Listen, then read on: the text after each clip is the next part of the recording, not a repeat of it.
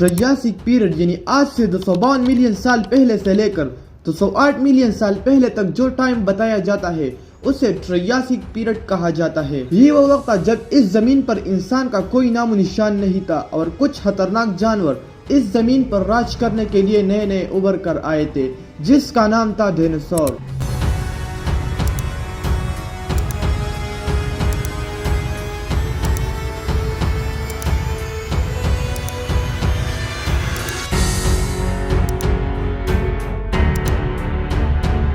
इनमें तो कुछ ऐसे थे कि जो 80 प्लस किलोमीटर पर आवर की स्पीड से दौड़ते थे और कुछ तो ऐसे थे जो कि आजकल के एक नॉर्मल बिल्डिंग से भी बड़े होते थे। 170 मिलियन सालों तक इन्होंने इस जमीन पर राज किया, लेकिन फिर एक दिन कुछ ऐसा हुआ कि डायनासोर इस जमीन से हमेशा के लिए मिट गए। क्या हुआ और कैसे हुआ, आइए जानते हैं इस वीडियो में। डायनासोर वर्ड का ओरिजिन ग्रीक से हुआ है। ये बनता है deinos plus sauros. Deinos mean terrible, sauros mean lizard, जिसका मतलब है एक खौफनाक छिपकली। दोस्तों, वीडियो को कंटिन्यू करने से पहले आपसे गुजारिश की जाती है कि अगर आपने अभी तक हमारे इस चैनल को सब्सक्राइब नहीं किया तो प्लीज अभी करिए, ताकि हम आपको मजीद ऐसी इंफॉर्मेटिव वीडियो प्रोवाइड करें। डायनासोर का लफ्ज पहली बार साल 1841 में यूज किया गया, क्योंकि ये वही वक्त था जब डायनासोर का पहला फॉसिल पाया गया। पिछले 200 साल में तकरीबन 11,000 डायनासोर्स के फॉसिल पाए गए, जिसमें हर साल और भी इजाफा होता है, जिसमें 2000 डिफरेंट डायनासोर्स के स्पीशी को फाउंड किया गया। अगर हम आज से 240 मिलियन साल पहले पीछे चले तो उस वक्त जमीन का नजारा कुछ अलग ही था। आजकल जो आप कॉन्टिनेंट देखते हैं अलग अलग, ऑस्ट्रेलिया, एशिया, अफ्रीका, यूरोप वगैरह, उस वक्त ये सब साथ में जुड़े हुए थे। सिर्फ एक ही कॉन्टिनेंट था जिसे सुपर कॉन्टिनेंट साइंटिस्ट ने उसे पेंजिया का नाम दिया है। इस वक्त डायनासोर नए नए इवॉल्व हुए थे। ये और डायनासोर से बिल्कुल साइज में छोटे होते थे।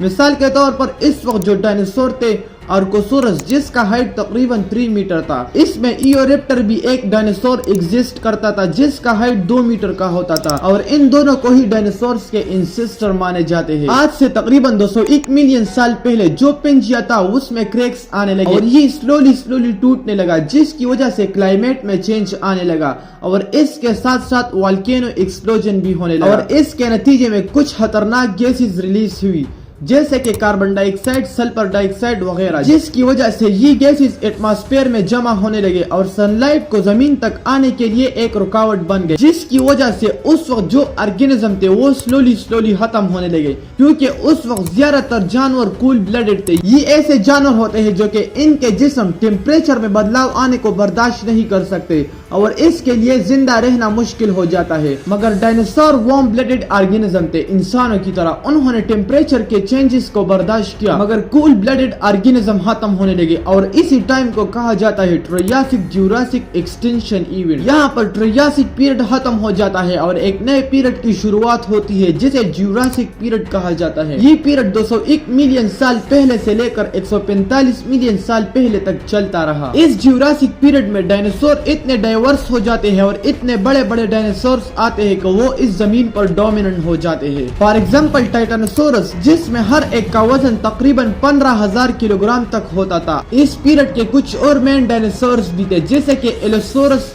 स्टेगोसोरस, ब्रेकियोसोरस, स्पाइनोसोरस, जाइजेंटोसोरस और न जाने और कितने डायनासोर्स इस जमीन पर राज कर रहे थे इस वक्त। और इसी दौरान इस पीरियड में उड़ने वाले डायनासोर भी नमूदार होते हैं, जिसमें सबसे ओल्डेस्ट आर्कियोपेट्रिक्स था और साथ में डायनासोर की एक नई किस्म समंदर में नमूदार होती है, जिसे आजकल हम क्रोकोडाइल की शक्ल में देखते हैं। 145 मिलियन साल पहले ज्यूरासिक पीरियड खत्म हो जाता है और शुरुआत होती है एक और नए पीरियड की, जिसे क्रिटेशियस पीरियड कहा जाता है। ये पीरियड 145 मिलियन साल पहले से लेकर 66 मिलियन साल पहले तक चलता रहा, जिसमें डायनासोर की सबसे खतरनाक किस्म टीरेक्स यानी टायरानोसोरस इवॉल्व होता है। ये सब डायनासोर्स में सबसे खतरनाक डायनासोर माना जाता है, इसलिए इसको एपेक्स प्रेडेटर भी कहा जाता है। क्रिटेशियस टाइम जो था ये one of the best dinosaurs के लिए माना जाता है, जिसमें टीरेक्स जैसे खतरनाक डायनासोर्स के अलावा और भी खतरनाक डायनासोर्स इवॉल्व हुए थे,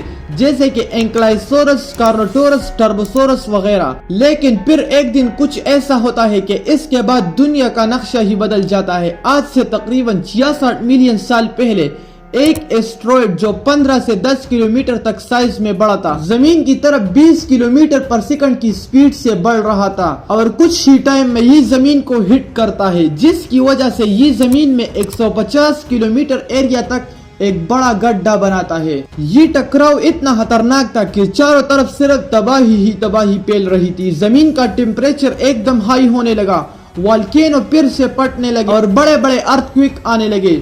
دوستو یہ وہ اثرات ہے جو کہ اس ٹکراؤ کے بعد اچانک آ گئے۔ اس ٹکراؤ کے بعد زمین کا جو مٹیریل مٹی وغیرہ تھا وہ ارتھ کے ایٹماسفیئر میں جمع ہونے لگا، جس نے پورے زمین کو کور کیا، جس سے سن لائٹ ارتھ تک نہیں پہنچ سکتی تھی، اور اس کے نتیجے میں پلانٹس افیکٹس ہونے لگے اور مرنے لگے۔ وہ ڈائناسور جو پودوں کو کھاتے تھے اور اس ایونٹ سے بچ گئے تھے وہ بھوکے مرنے لگے، جس کے بعد کارنیورس کی بھی باری آتی ہے اور اسی طرح زمین پر ڈائناسورس ہمیشہ کے لیے مٹ جاتے ہیں۔